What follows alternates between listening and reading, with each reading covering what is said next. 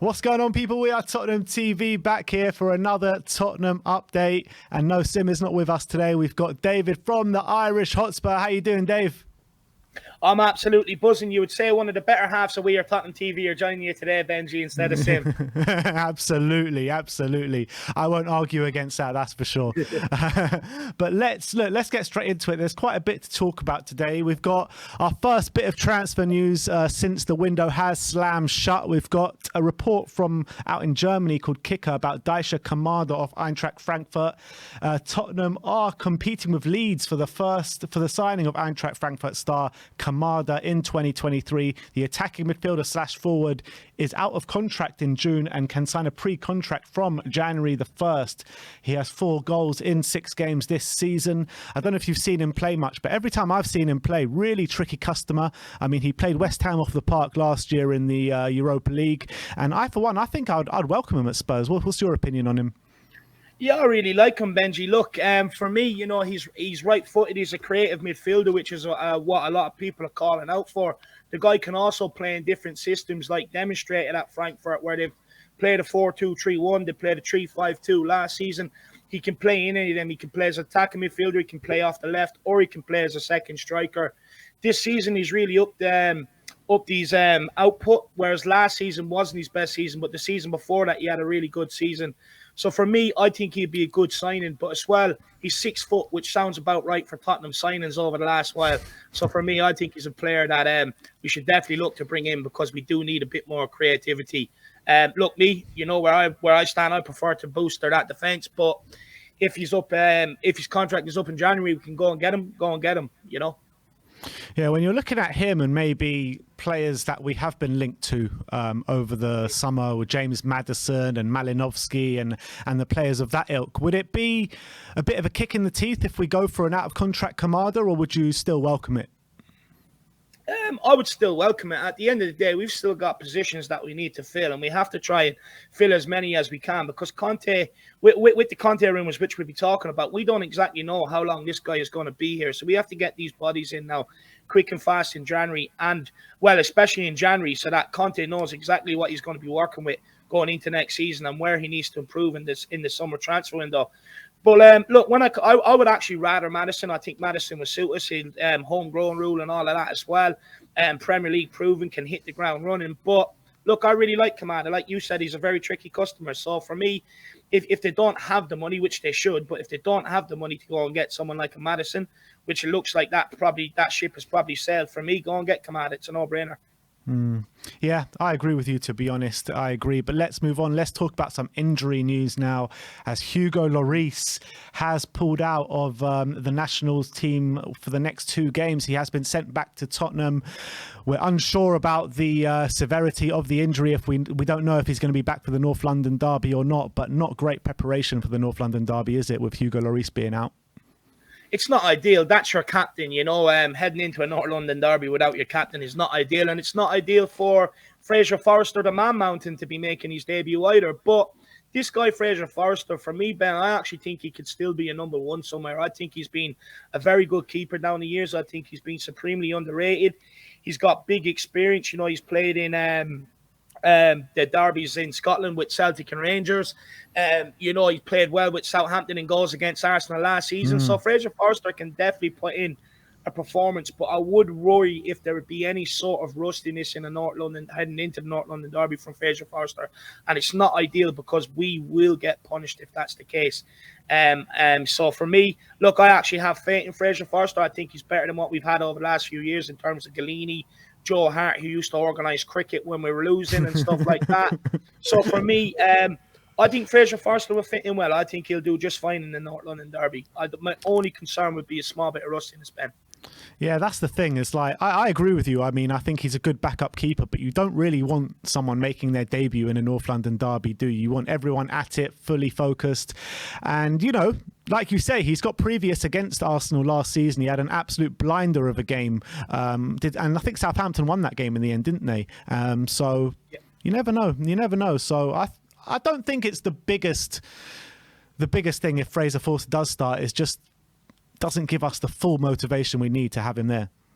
No, it doesn't. But at the end of the day, it's a true test of our summer signings and how good are they really? Because, look, when you come to a new club, it's ideal to make your debut against a team you expect to win, really. But it'll test how good Fraser Forrester really is. And, at the end of the day, you can't pick where your debut comes. So go out there and prove to Tottenham fans why we went out and signed you. Yeah, absolutely spot on. Some more national team news, this time with Cuti Romero. And it's saying that Romero has not yet travelled to meet up with the Argentina squad due to visa issues that was caused by the mourning of the Queen. The US Embassy in England has been closed since the mourning of the Queen. I mean, this could either work for us or against us. I mean, it works for us if he doesn't go at all. And if he doesn't go at all, he gets a big, nice 2-week rest before that North London derby. But if he does go late, he's travelling within a short space of time. I mean, do you think that if he does travel late, it's a bit too much travelling in a short space of time, or do you think it doesn't really affect us too much? No, I think it will affect them. Look, when you hear a lot of these modern day footballers talk, they do talk about, although it's glamorous or it seems glamorous from the outside, the travelling really does take it out of you. Look, for me, with Romero, it just seems to be anywhere this guy goes, that trouble seems to follow him. But you know what, Ben? I'd rather he didn't go, because anytime we released him for international duty last season, we could barely get him back. Yeah. So for me, like, if he came back, he was either injured or he was late coming back, whatever you not. So for me, I'd much rather keep him around and get him prepared and focused for the North London derby. Look, yeah, fair play to the embassy for being closed and stay closed. Absolutely. But with Romero, right, what do you put it down to recently? Because he hasn't seemed himself over the past couple of games. Obviously, he got injured, came back, but he doesn't seem that aggressive monster warrior that we have been accustomed to seeing over maybe last season and the beginning stages of this season. Part of me makes me think that the injury is still troubling him a little, and that's why he didn't start against Leicester. But you know what, Ben? When he came back from his long-term injury last season, or when he was out for a while, he came back and made an appearance in the Europa Conference League, and he was absolutely awful that day. I think he played in the middle of a back three. That was against Vitesse, wasn't it? That was Conte's first game in charge, I think. Yeah. Yeah, and he played in the middle of a back three, and he was poor then. I think he was poor in the game after, but look, with Romero, I have no worries, Ben. I think he's our best defender at the club. He's our most proactive defender at the club. He's our most aggressive defender at the club. And I would say he's the best defender on the ball at the club in terms of passing range and confidence on the ball as well. So for me, I have no doubt he will get back to his best. But when I liken it to last year, I think he's just slow coming back off his injury. And give it after the international break, I think he'd be absolutely fine. He's going to relish that North London derby. He's going to absolutely poleaxe Gabriel Jesus.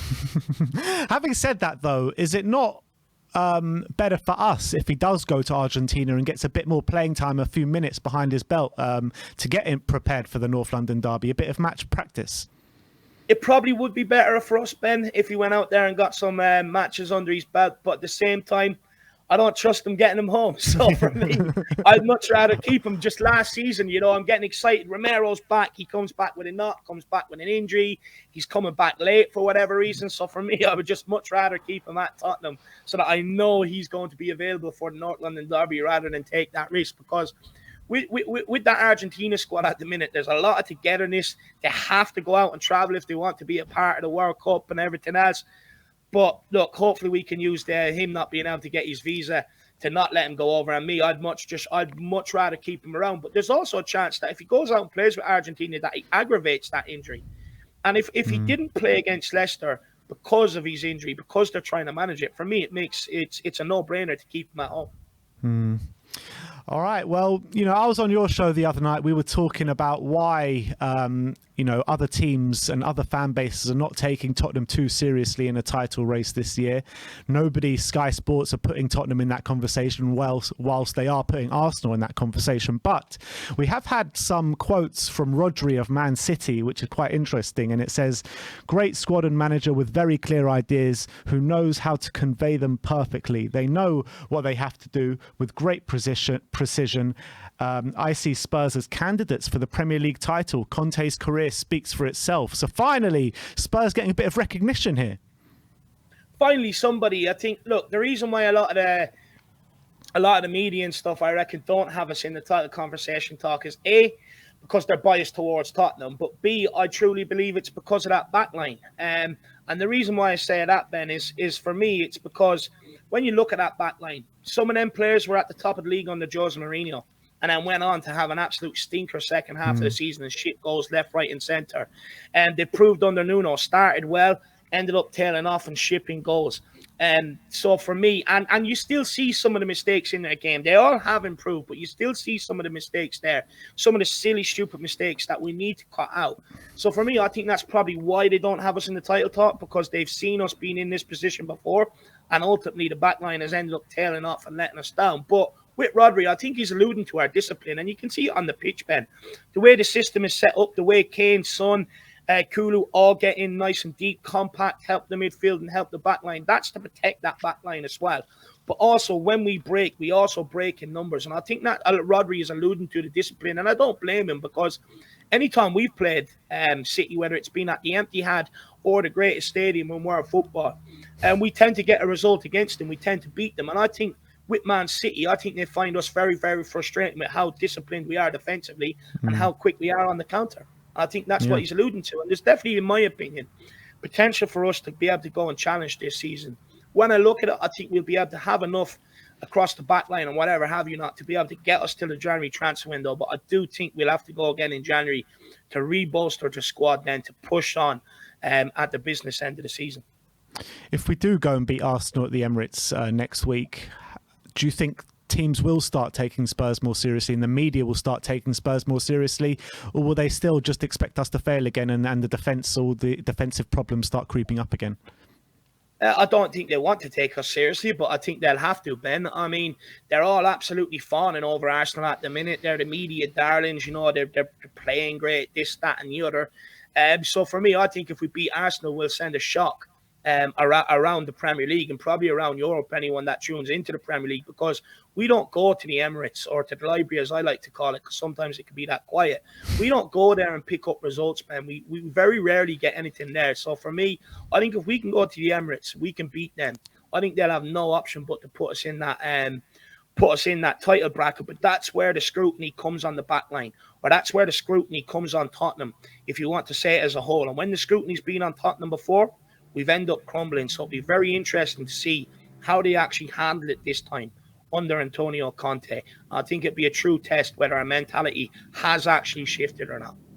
Well, talking of Antonio Conte, your boy Matt Doherty has been speaking whilst on international duty on Antonio Conte, and I've got some quotes here to discuss. And he says he's changed the whole mentality of the club. He's made us feel like winners. We know he's obviously won a lot in the past, and we're kind of trying to do it. We have meetings, we have talks where afterwards you feel motivated. I remember when he first came in, we had a meeting, and afterwards you were ready to run through a brick wall for him. Look, he's one of the best managers that's been around. So whatever he says, we listen to. We absolutely love having him as our manager and are pretty fortunate that he's the manager of our club. And then Doherty said that Conte wanted him to get a couple of matches under his belt for Ireland as they take on Scotland and Armenia in the National League to improve his match sharpness. And then he goes on to say that that's exactly what he said. He wants me to come away and try and get 2 games in. He said in his press conference that I'll be available after the international break for full selection. And then he also said with a smile on his face that that's the plan, and I hope Stephen obeys him. Obviously, Stephen is the Ireland manager. So are you expecting Doherty to play both games for Ireland this week? And do you think that Doherty can overtake Emerson in the pecking order? Doherty will play both games for Ireland this week. He'll play against Scotland and he'll play against Armenia, which I'm at that game actually. 20 quid a ticket. I could not pass it up, so I'll be on. You'll be on Doherty watch. Yeah. Doherty and Parrott. I'm expecting to start as well, so I'll be keeping an eye on him for the Spurs fan base. Doherty also made comments today when the Irish press are interviewing. They said to him, "It looks like you're a lot fitter. Looks like you lost weight." And he's like, "No, I just trimmed the beard down off my face, so I look a lot skinnier." So that's a tactic I might actually have to try myself. But with Doherty, for me, Ben, I actually think he's been very, very frustrating. To be honest with you, I think he's had that run of 6 good games in Tottenham, but everything else we've seen from him has not been too glamorous or been too good. But he's off the back of a long injury layoff. Hopefully he can put in 2 good performances for the Republic of Ireland and then kick on. Can he displace Emerson? I think it's tough, you know, for whatever. I know a lot of the Tottenham fan base have their doubts about Emerson or do not like Emerson, but for some reason, Conte seems to love him. And I think it's more for his defensive abilities. I think Emerson is better defensively than what Matt Doherty is, but Matt Doherty is better going forward than what Emerson will be. Look, for me, I'm not a big fan of Matt Doherty, but I think when it comes down to I think it'll come down to the opposition. I think you'll see Emerson playing against more of the big boys that will cause us a threat. Against the smaller teams or the lower league teams where we're on the front foot, I think you'll probably see end up seeing Matt Doherty come in here to try and get us going forward. Look, he's a tough job in his hands. He's done it once before when he got that run of 6 games. There's no reason why he can't do it again, but it's coming to a point now where we need to see the best Matt Doherty this season. If not, I'd be looking at offloading him in the summer. So it's up to Matt Doherty what he wants to make of his Tottenham career now when he comes back from this international break. Yeah, I mean, you talk about him being frustrating, and he has had a very frustrating time at Tottenham. There's no two ways about it. But when you look at it, his last 6 games he played for us were actually really good games, and he got so unlucky that he did have that injury. So there is a case to say that he can come back and really hit the ground running, and if he can pick up that form that he had last time just before that injury. On Emerson, I feel like, I don't know if Conte actually does like him. I just think that Conte didn't have any options when Emerson really, took that first team place down. Because you look at the back end of last season, Doherty was injured. Emerson was our only right wing back. Now Spencer's come in, but Conte doesn't seem to fancy him, doesn't seem to think he's ready, and Doherty hasn't been fit. So maybe it's just been a case, does Conte actually like Emerson, or has he been our only option? Well, here's why I'd say Conte likes Emerson, is because up until them 6 games, I believe when Conte came in, he more or less told Matt Doherty, and this was comments I've seen not so long ago from Conte himself, where he told Matt Doherty he was not originally a part of his plans. But what Matt Doherty went away and done, where others failed to do, like Savali and Ndombele and stuff like that, he went away, worked on his game, and came back with a point to prove, to say, Conte, you have to play me. And so on that basis, with Emerson being picked up until that run of 6 games, I think he does prefer Emerson. But what I love about what Doherty was saying about Conte making them believe they're winners, believing in themselves, the man management skills of the guy that we have in charge is absolutely unbelievable. And I think it's a good change and a welcome change to Tottenham, because Jose Mourinho, to give the guy a bit of credit, he tried to come in and change the culture. But I think the way he tried to do it, even though I agree, at the times a lot of the squad needed some home truths to be told, he probably went about it the wrong way, whereas Conte's coming in the right way, doing it, speaking to them, pulling them aside, constant meetings, and rather than downgrading them and then telling them what they want, he'll just say to them, look, this is what I want you to improve on, this is what I need from you, rather than putting them down. So I think Conte is coming in and doing it the right way. But I also feel when Matt Doherty says, he's one of the best coaches around, we want to run through brick walls for him, I mean, it's about time.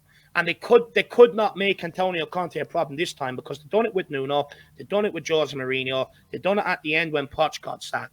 So there's no reason, and they cannot afford to do this with Antonio Conte this time. So they've no option to do what this guy wants them to do. So look, it seems to be working at the minute, and if it's rubbing off on players like Matt Doherty, you can only imagine how Kane and Son are feeling right now. Yeah, absolutely. And, we've got some more quotes. I don't know if you saw it, but Spurs put out a video of Bissouma and Yaya Toure talking with each other. I thought it was absolutely brilliant. Toure seems like one of Bissouma's literally heroes growing up, wants to mirror his play on him. And if we can get half the player of Yaya Toure was in Bissouma, I mean, what a player we're going to have on our hands. The quote is from Bissouma saying, "I can't believe I'm with you, to be honest. Everyone knows, my family, my friends, that I'm a big fan of you. When I was young, I was watching you every day. I remember when I was in the academy in Mali, my inspiration was you. When they asked me, which player do you want to be like? Which player do you think was the best in his position? He always said Yaya Toure, and he's hoping Yaya can give him some tricks of the trade and some of his dark secrets of how he got so good." And Yaya Toure was just coming back, giving him a few tips and pointers about how he can better his game and stuff like that. Work hard in training, always be a trainable player, all that kind of stuff. So how much of an impact do you think Yaya Toure can actually have on this team? I think he can have a tremendous impact. To be honest with you, Ben, if I was a player and I had players that have been there, done it, You know, they've won things. So I've been looking to soak it up and learn as much as I can off them. You hear off the great United team when Sir Alex Ferguson had them. How many players went into that dressing room and learned off previous players who have been there, done it, and won everything? I think it's going to be absolutely huge, especially for someone like Bissouma. And I would also say like Papa Matasar. And I wonder, has he also had an influence in how good Hojbjerg's been this season? How much Bentancur has stepped up this season? For me, I think it's a no-brainer to be able to take pointers off this guy. I think it's absolutely unbelievable. Like Traore said about being coachable to Bissouma, which I absolutely love, because Traore had problems himself in his early career. Torre, sorry. He had my bad. He had problems himself earlier on in his career with management and stuff like that, and maybe not working as hard, but really upped his game towards the end of his career. And when it comes to Bissouma, I think Bissouma's also alluded to being coachable. When he first moved from the French League Liga to Brighton, he was saying he worked with a coach to be able to improve his game and stuff like that. And I think he has to do the same at Tottenham, with Conte alluding to him not being there tactically again. He has to be coachable to be able to get into Conte's plans. And that's what Yaya Toure was alluding to when he said that to the guy. And it does seem like Bissouma's taking it on, but also the preparation, being prepared, being ready every single day, which is something like Ndombele, Lo Celso, Dele Alli failed to do. Whereas this guy can't keep someone like Bissouma on the right path. But everything that Bissouma learns can also be passed down to Papa Matasar, because it's very similar. Papa Matasar, Liga, back into the Premier League, just like Bissouma had to do when he went from Liga to Brighton. So for me, I think it can filter down from Torre to Bissouma all the way down to Papa Matasar. I think it's huge to have someone like him in and around the club who's been there, done it, and knows what it takes to reach the top level. Yeah, absolutely.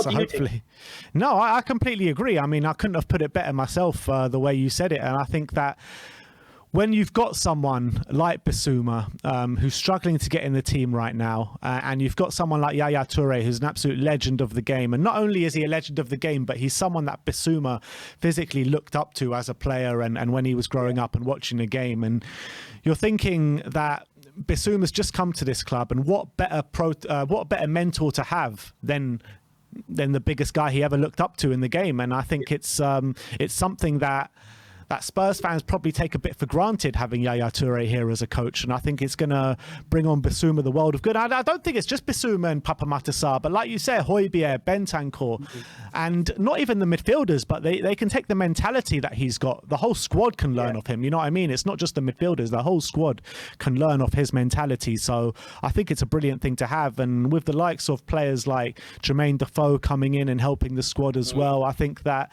all of this is coming together, and I think Paratici is putting together a really strong scouting network, strong coaching staff. So I think it's only looking up for Tottenham right now. So I completely agree with you. Just on Defoe as well, I think it's a smart move by bringing in someone like Defoe, because what he can do is, them youngsters coming through, he can teach them the movements that maybe he didn't learn till 18, 19, 20, or maybe a bit later on in his career. He can pass them down to these guys, and they can already start to implement that at such a young age, which hopefully then will improve the players coming out of the academy and into the first team football, and hopefully they come with a lot more experience, a lot more ready than what they have been coming out of the academy the last few years. So I think it's very, very important. But as well with Yaya Toure, with the way Conte's training regime is, we've seen under Nuno, we've seen under Jose, where they weren't fit because they weren't made to do all these sort of trainings. It was put upon themselves to be able to do it. But with someone like Yaya implemented with Conte's training regime, there's no excuses for these players not to be ready for a match day, not to be fit, because everything is there in place for them. And as well, his mentality along with Conte's, it's going to do these guys the world of good. Very shrewd move by Tottenham getting in these guys to help. Absolutely.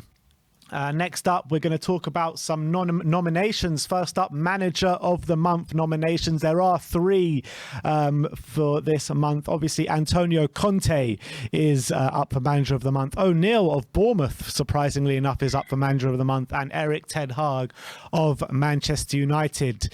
Who for you? I think I know who you're going to say, but who for you is going to win this one? Look, I actually think they'll probably give it to Eric Ten Hag because, you know, they want United. You could see with the media, they're dying for United to be back to their best, dying for United to be up, challenging for the top of the table. And they'll probably make the excuse with all the job he's had to do when he's come in to turn it around, get the results he's got. But when you look at it, Antonio Conte, play 2-1-2, goal difference +5. Gary O'Neill, play 2-1-1, draw 1, goal difference +1. So that rules him out. And you look at Ten Hag, play 2-1-2, but a goal difference of +3. So on that basis, for me, I think if you look at the stats, Antonio Conte should take it, but I feel they will give it to Ten Hag. To be fair to Ten Hag, I mean, after that 4-0 loss to Brentford, everyone wrote United off pretty much for the whole season. They come back, they beat Liverpool, they've beaten Arsenal, and everyone's going on about how good Arsenal are. So with actually the performances of the teams that they've beaten, Liverpool and Arsenal, maybe he does deserve to just about pip it. Yeah, maybe so, but they're in 5th and we're in 3rd, Ben. So, and we're unbeaten. So for me, I think Conte deserves the Manager of the Month award. Purely the fact that we're unbeaten, we're sitting in 3rd, we're higher up the table than Man United, scored more goals than Man United. So for me, I think it's a no-brainer to give it to Conte. But you make a good point, beating Arsenal, Liverpool. It's not an easy thing to do, especially with, you know, the defeats that they were coming off the back of. But like I said, for me, we've scored more goals, we're unbeaten. It's got to be Antonio Conte. Do we really need that Manager of the Month curse coming into the North London derby, though? Probably not. Look, it'd be nice. Look, I think if it went to Ten Hag, I think it'd keep Conte with a point to prove, especially going into the North London derby. You know, I'll show them that I've deserved Manager of the Month. I'll go in and whip their new media darling, Mikel Arteta. So for me, look, I don't want the curse, but I do think Conte deserves it, if I'm being brutally honest.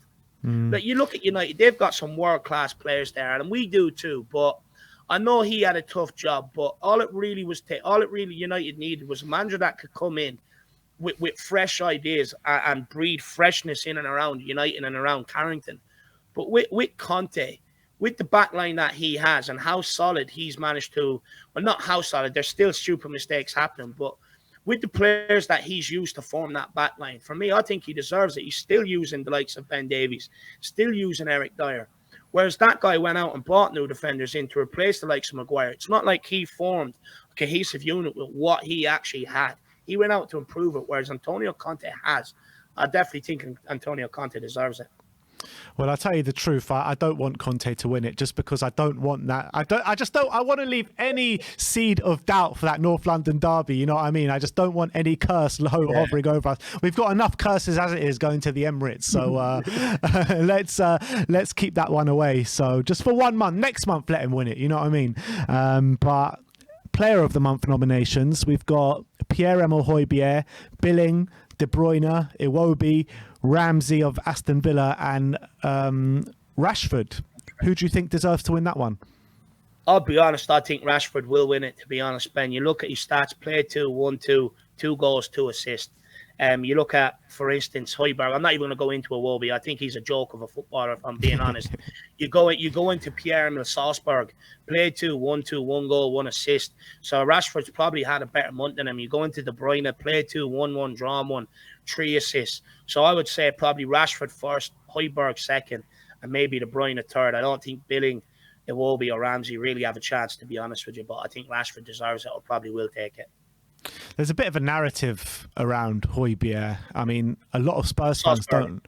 Salzburg, sorry, Dave. I know a lot of Spurs fans don't like him. I mean, that's kind of hushed up over the last couple of weeks. But why is there a bit of hate from our fan base on Pierre? Because he doesn't have the techers of what an Ndombele had or an Ali had or a Lo Celso. For me, I think he goes underrated. I actually think he's been our most consistent player this season, to be honest with you, Ben. He has, yeah. You know, you look at some of the performances he's put in against Wolves, one of the best players on the pitch in the second half. Chelsea turned it up, one of the best players on the pitch on the second half. Brilliant against Southampton. Apart from switching off and speaking to the referee, he had a good game against West Ham. You know, he provided the assist against Marseille in the Champions League, a goal against Fulham. Assist against Leicester. For me, I think this guy has been a pillar of consistency.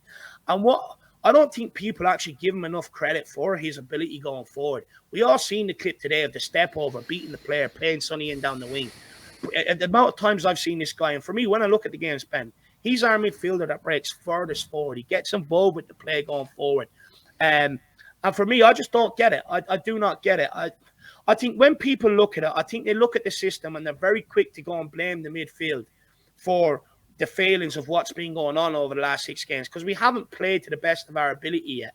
But when I look at it, I think it's because of the front line. Anytime we have progressed the ball into the forward areas, it has not been working, or it has not been sticking. And I think people are very quick to put that on Hojbjerg and Bentancur, in my opinion. But for me, I don't get it. I think Hojbjerg's been the pillar of consistency. I think he's played very well this season in terms of going around winning the ball, but also getting on the ball and making things happen. I also don't think he gets enough recognition for his passing ability, Ben. I think he's really improved that. He improved it towards the back end of last season. He's improved it this season. And look, I think it's going to take a little while, but I think Salzburg will turn many fans onto his side. Yeah, and I think that especially this season, and you saw it creeping into the back of last season, like you say, his ball playing ability, the way he drives the team forward. I mean, how many times has he been creating this season? How many times, he's already scored 2 goals this season that is equal to what he scored last season. So the guy is getting better and better, and people don't give him enough credit, the credit that he deserves. So I actually believe he's got more goals and assists than Harry Winks in the Premier League. And how long was Harry Winks here? That's crazy. That's crazy. Yeah, that is actually crazy.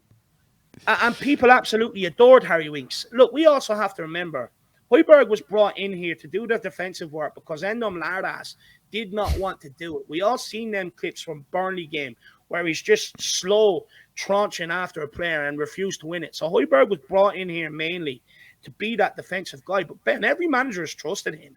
I think he was dropped once against Wolves when I was over there last season under Antonio Conte. I think he played nearly every single Premier League game under Jose Mourinho. Whatever managers come in here, and Nuno loved him as well, whatever managers come in here, they absolutely adore this guy. But we've also asked him to go from being the ball winner, or you would say the breadwinner, to being a creative outlet. And I think he's transitioned to that very, very well. And for me, like I said, pillar of consistency. He's played nearly every game for Tottenham since he's been here. In fact, played nearly every game for club and country. And I will also add, even in cup games, when we rest this guy, he's the first one off the bench. Remember Rennes last season, Europa Conference League? Things weren't going well. He came off the bench at half-time. Yeah, everyone relies on this guy. He's a part of the leadership group at Tottenham Hotspur. Apparently, he's first in, last out of the training every day, along the likes of Eric Dyer. I would say to people, just maybe park your previous opinions of the guy and maybe have a look at him and reevaluate. I think you'll be pleasantly surprised of what he actually offers to this team. But Ben, you also see the leadership on the pitch. At times he's constantly talking to people, berating people, and hold standards around the place. So for me, I don't get it. I really don't see it. And when you're talking about the box-to-box role, it's what all fans were calling on to see from him. Everyone saw the role he had in that Denmark squad where he contributed going forward time and time again. I mean, we saw it a lot in the Euros, and we've seen it time and time again under Denmark. And this is what the fan base have been calling on him to do, and he's finally doing it. So give the guy some praise, you know what I mean? And that's what it's all about. 100%. Look, I get we're not happy with some of the performances and that of late, but we're unbeaten. And look, like I said, Ben, everything, when we're not playing well, it always goes back onto the midfield. Oh, they can't get a grip of the game. They can't get a grip of the game on the ball. They can't get a grip of the game off the ball. But like some of the first halves we've been seeing, if the centre-backs are booting it long over the top and it's nowhere near Kane, Son, Kulu or Richie, how's that the midfield's fault when they're just being bypassed? At times when you look at some of the mid, like Bentancur or Hojbjerg, they're having to drop in either beside Eric Dyer or run, and take the ball off him for 5 yards and try and get turned. And with how long the back line was taking to progress the ball, teams were just pushing up on us and marking man for man. And with that extra body in midfield, we were struggling to get Hojbjerg and Bentancur free, but that wasn't on them. That was with how slow we were transitioning the ball out from the back.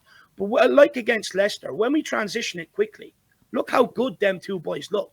Bentancur with his passing and Hojbjerg with his all-action midfield display. And by the way, Bentancur has also upped his game in terms of turning over the ball as well.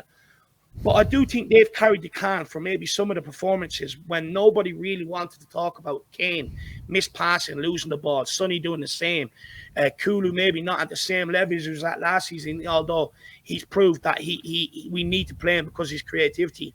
Richarlison coming in, and not being up to the pace of the game with the likes of Kane or Son, in my opinion, in terms of being able to play with them. And when that happens and you're losing the ball's coming straight back. That's nothing really to do with the midfield, in my opinion. And I think they've carried the can for a lot of the poor performances, even though I don't think it's really been them. Yeah, it's interesting. I mean, I do feel like we come under a lot of pressure when we come up against three in midfield, and that, I mean, you can't really put that down to the personnel in midfield. It's more down to the tactics and the numbers and the the numerical value that we do have in the middle of the park. So, I mean, it's a difficult one. I do want to see that when we do move to a three midfield with the same defenders, with the same players around them, to see if it does get any better. But I guess time will tell, won't it? But moving on to the last story of the day, I don't want to spend too long on this because I think it's absolute rubbish, but there have been reports coming out of Italy that Conte could be going back to Juventus, as Allegri's not doing too well there at Juventus, and the Juventus fans are getting very angry. Apparently they want Conte back, and apparently Conte is open to going back, but I just can't see this happening whatsoever. I think that when Conte did leave Juve, he left there on very bad terms. Him and Agnelli don't get on whatsoever. I mean, I can't really see this being a starter, to be honest. What's your opinion on it? Do you know what, Ben? It's one of them rumours. It came out. It did come out before the international break. Now, what I will say, I believe Football London reported that Conte has been in Turin on holidays or on a little break from once the international break started, and I think that's where you've probably seen the rumours kick back up again. Not a lot to report on this week, so the journalists and newspapers have to make something up to keep the people engaged. But I also wouldn't write it off either. He's not very quick to sign his new contract or to extend his contract. His family still lives in Italy. His kid, I think he has a daughter who's still in school in Italy. So for me, I wouldn't 100% write off. And I think there's a lot being made of saying, oh, well, Juve don't have the money there, and we know how demanding Conte is in the transfer window, and they're going to need money, this, that, and the other. But we said the same about Barcelona. Said the same about Madrid. Bayern Munich was supposed to be broke, but still went out and spent a fortune. These clubs still find a way to be able to find money. And I believe their financial problems are coming from. Agnelli, I believe, is involved with Fiat, the guys that make the cars. And I think where that financial trouble is coming from is where they're kind of analysing whether Fiat should put in money or whether they shouldn't. But my thing is, I don't think Juve will have a problem with being able to back Conte in the transfer window if they did get him, because these clubs seem to have these problems, but still pull the money out of their ass from somewhere. Look, like you said, he doesn't get on with Agnelli. I believe there was words when Inter last played Juve at halftime as well, between Conte and a couple of Juve representatives. I believe they went to look for him to get him in 2019, but they ended up deciding to bring in Sarri instead. Look, I'm torn on this one, Ben. I'm 50-50. I'm not naive to think that there is a possibility it can happen. But I also do agree with you. I think there's people are bored over the transfer window and need something to talk about. I need to keep people engaged. So that's why you're probably seeing these rumors come on. I'd also say, would Juve give him the 14-15 million that we're paying him every single year to take the job? I'm not so sure. And plus, it's going to take them, I believe, in the regions of, I've read 35 to 40 million to sack Allegri and his staff as well. So it's going to cost them a lot of money to make that move. And Juve aren't doing well. But what I will say as well is we've seen how quickly Conte can turn things around. He came in here without a transfer window and managed to turn our season around, turn the direction around, turn the way the players are around, and form a cohesive team out of them where we didn't look so cohesive under Nuno. So if it would be a good appointment by Juve if they want to be able to get a grips on Serie A very, very quickly again. If they want to get a grips on the Champions League again. We've seen with Conte, he can do it, and he can turn it around very, very quickly without a transfer window. Look, for me, I'm 50-50 on it, Ben. I don't think there's any smoke without fire.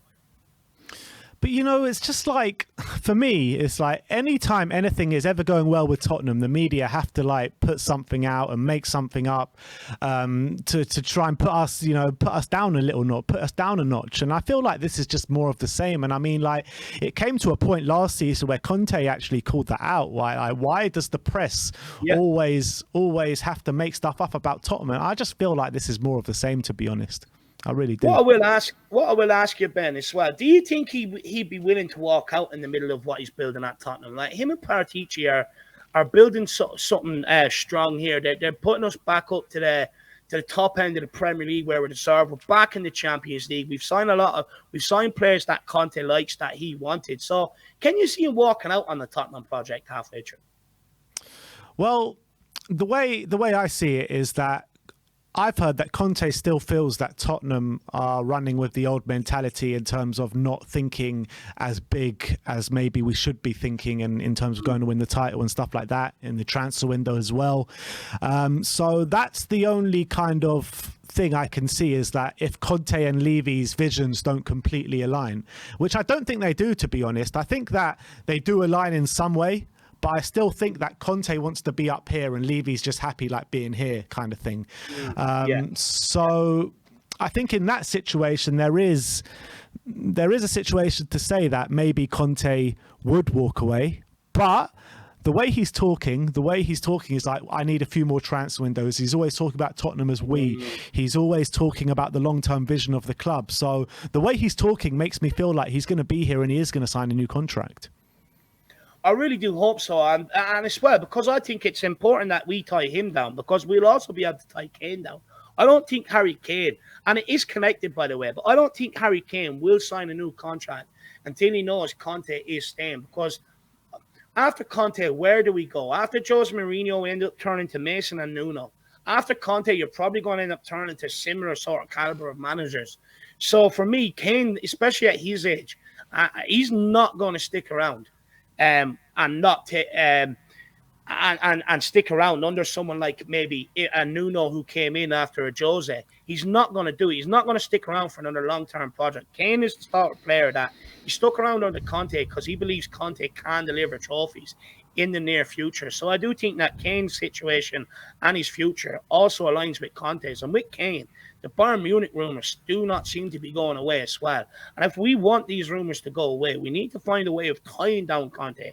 If that means assuring him of certain transfer figures and certain targets that we're going to go after, so be it. Give it to the guy. He's warranted it. He's deserved it. And also, then you'll be able to tie Harry Kane down to a new contract. But what I will say, it does show the caliber of manager we have, that the likes of a Juve and top clubs around Europe will be looking at this guy anytime they're looking to sack a manager. And this isn't going to be the last time we're going to see these rumours. If other big clubs decide where it's not working out and sack their managers, Conte's also going to be on their shortlist. So I do think this is something we're probably going to have to get used to with Conte's time at Tottenham. But the way to put it out is just by doing everything you can to be able to tie this guy down to a new contract. And I think it'd be stupid for the board not to do it, because Conte has come in, he's got the fans, you would say, somewhat off of Levy's back. He's brought the team, the fans, the management, and the club all back together again. I think it'd be stupid for the board not to tie this guy down. Absolutely. But that brings an end to the Tottenham update today. A nice long one for you to get your teeth into today. But Dave, thanks for coming on today. And everyone, go and subscribe to the Irish Hotspur. Link will be in the description and the title. Anything interesting coming up on the Irish Hotspur this week? I'm doing another debate show tonight, Tuesday night, with yourself and Shawnee and Jacko. Was absolutely fire. Anyone that hasn't, go and check that out. It was a good show. Me and Ben went at it over Sunny. Just a debate show tonight. And then any Irish fans that tune into this channel, or any Scottish fans, I'll be doing a watch along Saturday for Ireland v Scotland. So why not tune in for that? I'm on Doherty and Parrot Watch. But look, Ben, it's been great. It's been a long time. I think, what was it, last summer? Or one of the summers where you asked me to come on and do these. It's been a long time. So I really appreciate you having me back. And hopefully the fans out there enjoyed my input. Yeah, they always do, Dave. But like I said, thanks for coming on today.